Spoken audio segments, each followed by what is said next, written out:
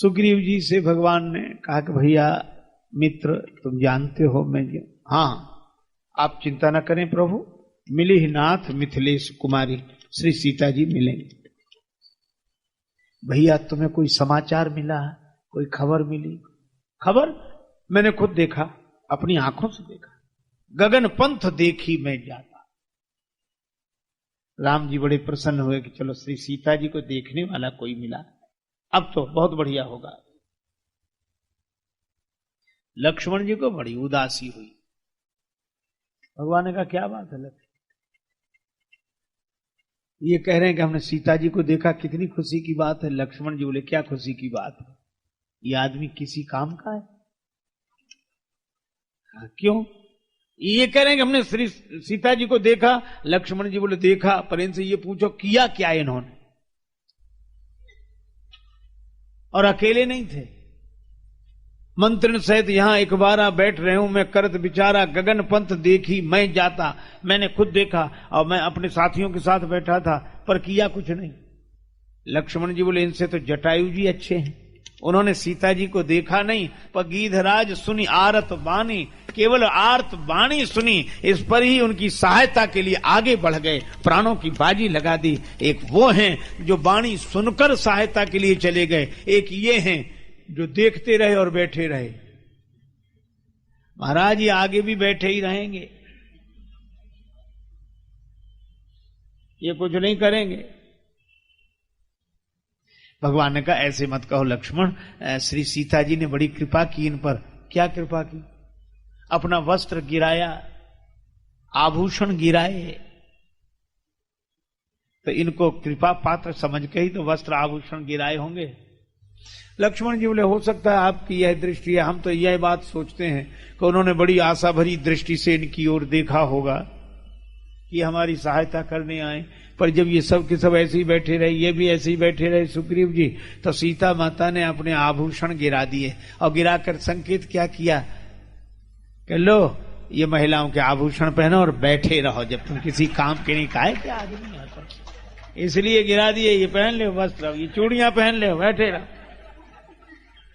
जब अबला की सहायता नहीं कर सकते तो बैठे रहो, काहे के आदमी है। महाराज ये विचार ही करेंगे और कुछ नहीं करेंगे।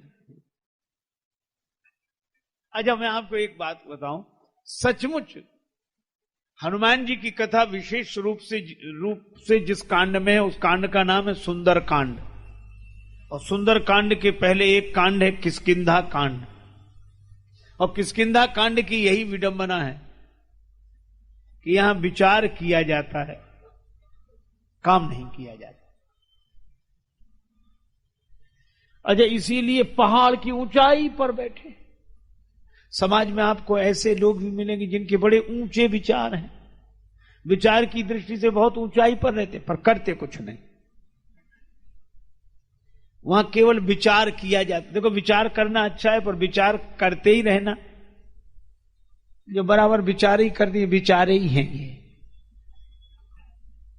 एक आदमी के घर में घुसा चोर, खटपट की आवाज हुई, पत्नी ने पति को जगाया, चोर घुसाया घर में। पति बोला तुम क्या समझते हो हम सो रहे हैं? मैं जान रहा हूं कि चोर घर में घुस आया है, कुछ करो, विचार कर रहा हूं, क्या करूं? चोर ने ताला तोड़ा, वो ताला तोड़ रहा है, मुझे पता है, जरा विचार करने। ताला तोड़ लिया, सामान निकाल लिया उसने, मैं जानता हूं, विचार करने। वो सामान लेके गया, पत्नी बोली वो तो गया, बोले मैं जानता हूं विचार को। बोले भाड़ में जाए तुम्हारा जानना और विचार, सामान सब चोरी चला गया, तुम जानते ही रहे विचार ही। तो कुछ लोग केवल विचार कर। किष्किंधा कांड की यह विडंबना है कि यहां विचार किया जाता है, काम नहीं किया जाता। और सुंदर कांड के आगे एक कांड है लंका कांड, वहां की विडंबना यह है कि वहां काम किया जाता है, विचार नहीं किया जाता। वहां वाले बराबर काम करते हैं पर विचार कभी नहीं करते। एक दिन रावण ने अपने दरबारियों से कहा समुद्र किनारे सेना आ गई है, वानर सेना राम जी के संग, क्या करना चाहिए? तो राक्षस क्या बोले, का करिए विचारा, विचार करने की जरूरत क्या है। नर कभी भालू आहार हमारा, बंदर मनुष्य भालू तो हमारे भोजन खा जाएंगे। रावण बोला, वाह बहादुरो, तुमसे यही आशा थी। रावण का बेटा बैठा था प्रहस्त, उठकर खड़ा हुआ, पिताजी हम इनसे कुछ पूछें। हाँ पूछो, इनकी बातों में मत आओ, ये सब झूठ बोल रहे हैं, ये कुछ नहीं कर सकेंगे, बंदर मनुष्य भालुओं को नहीं खा सकते, विचार तो करो। रावण ने कहा, क्या विचार करना, खा जाएंगे, खाने पीने की चीजें हैं। तो प्रहस्त ने कहा कि खाने पीने में भी तो विचार करना चाहिए। उनमें से राक्षस बोले, जो खाने पीने में विचार करें वे राक्षस कैसे।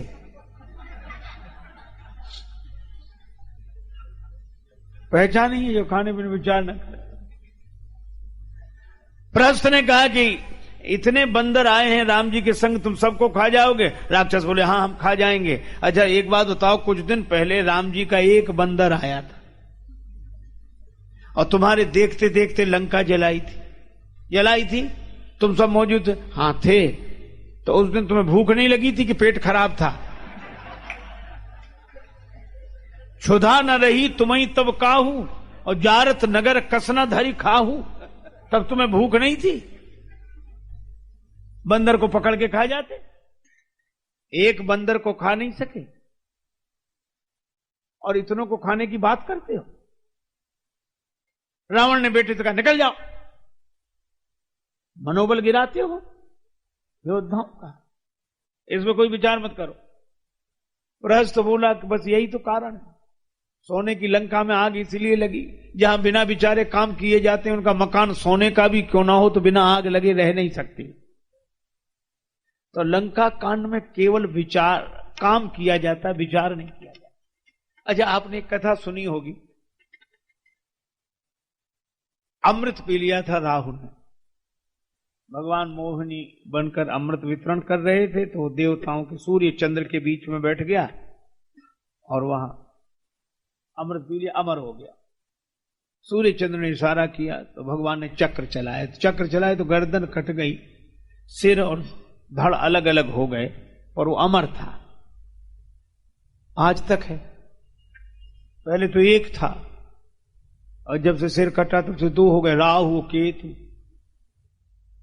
राहु माने केवल मुख ही मुख, सिर और मुख, और केतु माने केवल धड़ ही धड़। अगर अच्छा देखा जाए तो विचार का केंद्र ये है और कार्य करने के सारे अंग इस धड़ में, यहां। ये दोनों मिले रहें तो जीवन है, और दोनों अलग अलग हो जाएं तो मृत्यु है। अर्थात विचार का केंद्र और कर्म करने वाले साधन एक साथ मिले रहें तो जिंदगी है। अर्थात विचार पूर्वक कर्म करने का नाम जीवन है। और ये राहु केतु अलग हो जाए तो विचार अलग, काम अलग। और सचमुच आज देखा जाए तो समाज की सबसे बड़ी दुर्दशा यही है कि जो विचार करते हैं वे बेचारे कुछ कर नहीं पाते, जो करते हैं वे विचार नहीं करते। ये दो ही समस्याएं और कोई तीसरी समस्या ही नहीं। विचार करने वालों की कोई सुनता नहीं, वे विचारे ही देते रहते हैं, और कोई सुने तब तो।